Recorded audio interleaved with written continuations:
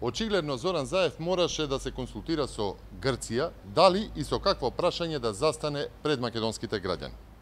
Среде владата на Република Македонија, во својство на премиер на Република Македонија, Зоран Заев за грчкиот национален медиум се само цензурира да не случајно изговори Македонија, да не го изговори името на државата. При тоа македонскиот премиер за своите одлуки или дилеми прво се обраќа пред грчката јавност. Тоа е зајакнатиот Зоранов идентитет. Ваквото однесување на Заев е срамно и антидржавно. За највисоките државни и национални интереси граѓаните да разбираат преку грчката национална телевизија, откако прво ќе го слушнат грчките државјани. Тоа е недостојно за премиер на Република Македонија. Дали тоа Зоран Заев се консултираше со неговите нови пријатели преку границата што да го праша македонскиот народ на референдум?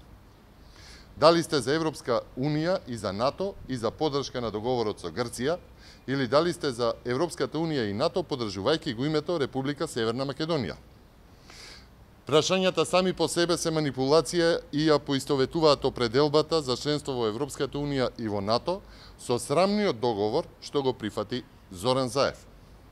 Лагата на Заев е дека обезличувањето на македонскиот народ е предуслов за евроатлантските интеграции, бидејќи тие се темелат на достоинствено партнерство и почитување на човековите права, кои за жал Заев ги погази. Никој не бара од македонците да се самоукинат.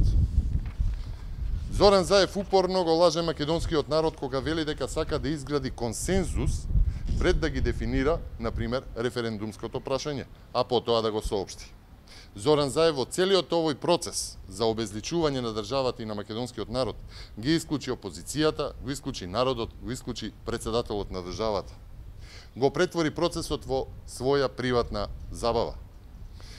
Но сега гледаме дека му е важно да има допир со грчките националисти.